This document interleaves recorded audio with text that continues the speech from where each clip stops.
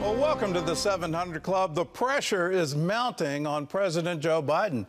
In private and public, more Democrats are agreeing that he should drop out of the presidential campaign. The president remains defiant. He denies that his campaign is in trouble and says the party won't ask him to step aside. CBN's David Brody has the latest. The president made the rounds this weekend at a church in Battleground, Pennsylvania, joking slightly about the questions regarding his age and mental faculties. I know I won't look like I'm 40 years old, but I've been around a little bit. It's heck turning 40. Well, all kidding aside, I've been doing this a long time. And I, honest to God, have never been more optimistic about America's future if we stick together. One group sticking together, however, seems to be Democrats, still questioning Biden's stance after his dismal debate performance. He should be mopping the floor with Donald Trump. Joe Biden is running against a criminal. It should not be even close, and there's only one reason it is close, and that's the president's age. And the one-on-one interview with ABC's George Stephanopoulos didn't quiet the critics. At one point, Biden couldn't even remember if he watched his debate performance. Did you ever watch the debate afterwards? I don't think I did, no. And he denied bad poll numbers, too. Mr. President, I've never seen a president 36% approval get reelected. Well, I don't believe that's my approval rate. That's not what our polls show. It all proved too much for staunch Democrats like former Obama advisor David Axelrod, who wrote an op-ed titled Biden's Defiant Delusion. Some of it I found sad, but he seems not to be able to compute the fact that people have these questions about him. Then news came out this weekend revealing White House logs showing President Biden's physician met with a Parkinson's disease specialist earlier this year. Still, Biden presses on, refusing to take an independent neurological test and release the results. Look, I have a cognitive test every single day. Every day I have that test. Everything I do. Not only am I campaigning, but I'm running the world. Leading to the question, what it would take for him to no longer run for a second term. Look, if the Lord Almighty came down and said, Joe, get out of the race, I'd get out of the race. The Lord Almighty's not coming down. I agree that the Lord Almighty is not going to come down, but if you are told reliably from your allies, from your friends and supporters in the Democratic Party, in the House and the Senate, that they're concerned you're going to lose the House and the Senate if you stay in, what will you do? I'm not going to answer that question. It's not going to happen. Congressional Democrats are increasingly seeing things a bit differently, with more calling on Biden to get out of the race. This weekend, on a private conference call, at least 4 senior House Democrats said the president should step aside, making the drumbeat louder and possibly unavoidable. Well, CBN chief political analyst David Brody joins us for more. Let's talk about that drumbeat. How long does the president have to turn this around, and what can he do to make that happen? Well, not long, Gordon. The convention comes up August 19th. They're having a virtual roll call for the convention. In other words, the roll call won't be on the floor. It'll be by Zoom, basically, in just a few weeks. So this is all going to hit. There's going to be the rubber's going to meet the road, is what I'm trying to say. Ultimately, look, here's the problem. Ultimately, is that Democrats wanted this election to be a referendum on Trump.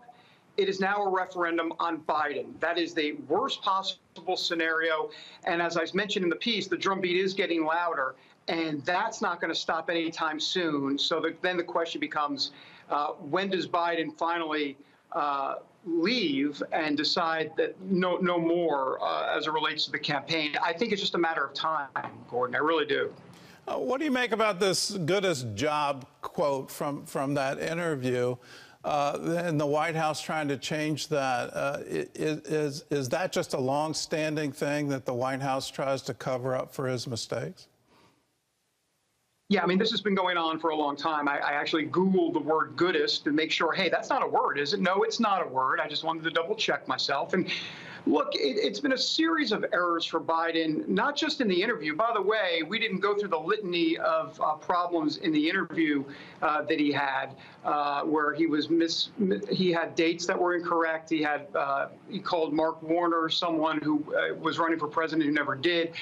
There's a whole litany of things, and that's just going to get worse. The problem for Biden is every day he gets older, and every day the condition is going to worsen. And so there's a problem there. But look, in terms of what you were talking about here, listen to me, Gordon, it turns out actually that this has been going on for a very long time, right from the beginning of the administration. They have been covering for Biden. And, you know, I don't use this term lightly, but there has been a cover-up going on. I don't think there's any question about that. Look, it's been sad to see, but now, after that debate performance, the whole world is watching and seeing it. Well, let's talk about that cover-up. 2 years ago, I was on a Zoom call. It was out of London, and they had a former member of British intelligence talking, and she said definitively that they were aware that President Biden was in cognitive decline. And it just seems that everybody seems to be covering this and has been for some years, that if foreign intelligence is looking at his behavior and his speech patterns, and particularly his walking patterns, and saying he has cognitive impairment, why has it taken us until the debate performance to finally wake up to it and say, we have a very serious problem? Well, Gordon, that's a great question. And the truth of the matter is that you have Joe Biden, who's been around D.C. for a very long time, not only well-connected, but has a lot of power and a lot of friends. And they were all in on it. They were all covering for him. Some of them were out of the loop, but not all of them. And so really, Democrats have no one to blame but themselves. And now they find themselves, as my dad likes to say, in a pickle. What are they going to do exactly? This could lead to an open convention, but that's probably a topic for another day.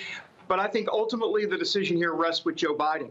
He's got to relinquish control and take back the narrative. He has to figure out a way to get out of this with his head held high somehow, and I think that will probably be the discussion going forward. Well, I agree it's up to Joe Biden right now, but at some point it's up to the people of the United States. So what are the poll numbers saying?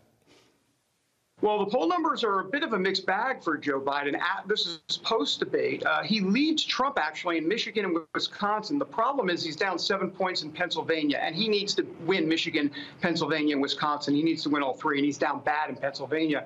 As for the other states, he's within the margin of error, but Trump is leading by far. So you have all of those problems. And as it relates to the potential of an open convention, let's remember, even though Joe Biden, a lot of people were saying Joe Biden has to make the decision, the truth of the matter is that delegates technically are pledged to Biden. However, there is an out for them. It does say in the DNC rules that they are to vote for that candidate in good conscience. Well, those three words, in good conscience, could mean a whole lot coming up if Biden decides to not let go. Who's the likely replacement? A lot of people are talking about the vice president. Is she the one that's going to replace?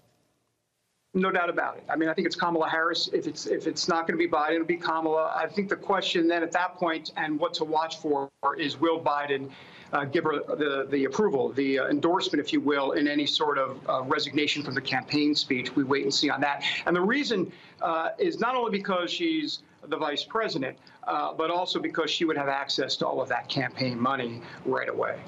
Well, let's talk about, I guess, a deeper question. If he's under a cognitive impairment, should he not just resign from the campaign? But, I mean, he's talking about outrun the world. And if you're impaired, do you have the capacity to be president?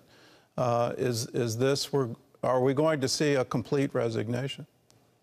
Well, that is such a great question. It kind of brings up that 25th Amendment. I don't think Democrats will go there on the 25th Amendment. I think they'll get to Biden before that happens. But, you know, I was talking to, how do I say this, a liberal friend of mine who I asked him about his opinion on Biden. He said that he not only needs to get out for running for the White House, but this is a liberal, remember, a liberal who loves Biden, also said, Why is he running the country? He needs to resign as president as well. That's some of the scuttlebutt talk as well in D.C. for sure.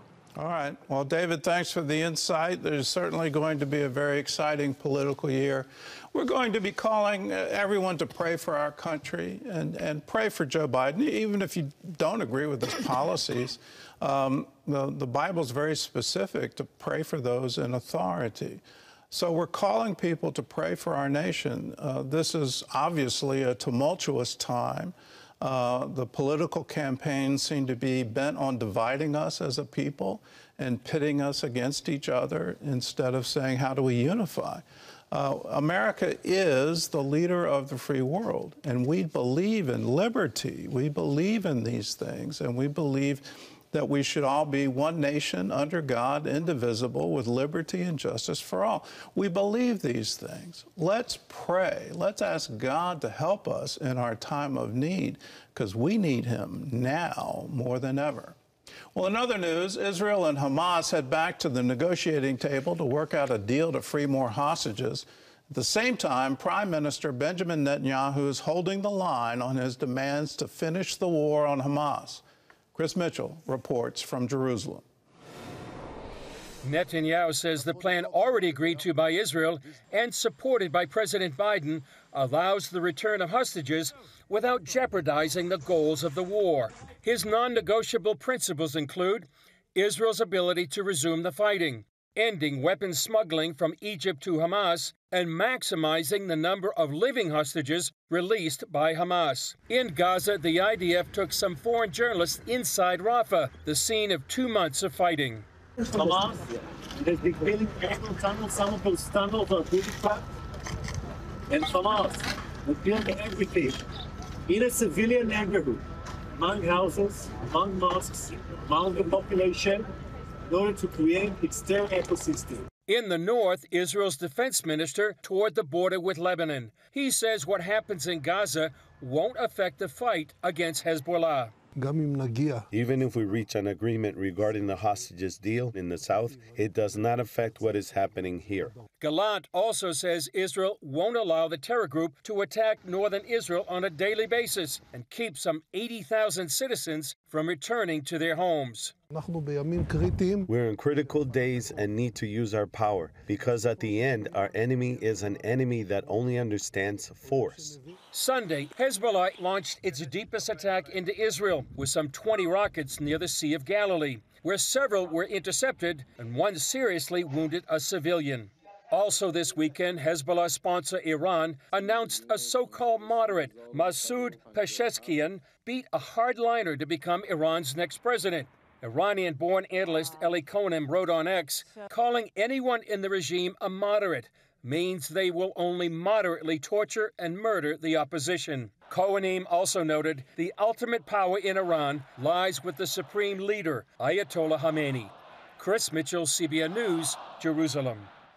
Well, let us hope that Khomeini is looking at these election results and coming to the conclusion that perhaps it's not in the best long-term interest of Iran to continue the battle against Israel. That's my prayer, and it's certainly my hope. But we're looking at Hamas, we're looking at Hezbollah, both of them funded by Iran, both of them funded by other sources within the Middle East, whether it's the Muslim Brotherhood or Qatar, all these various funding sources for terror, and it's all bent on the destruction of Israel. This is a crucial time for the state of Israel.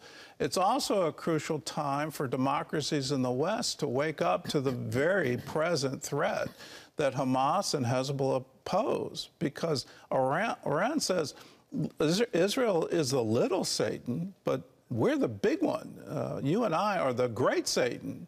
And so when they finish, they think they finish with Israel, guess who their next target is? It'll be Europe. It'll be the United States. It's time to stand with Israel and say, no, you don't get to export this kind of violent ideology. This has no place in the civilized world. It needs to stop now.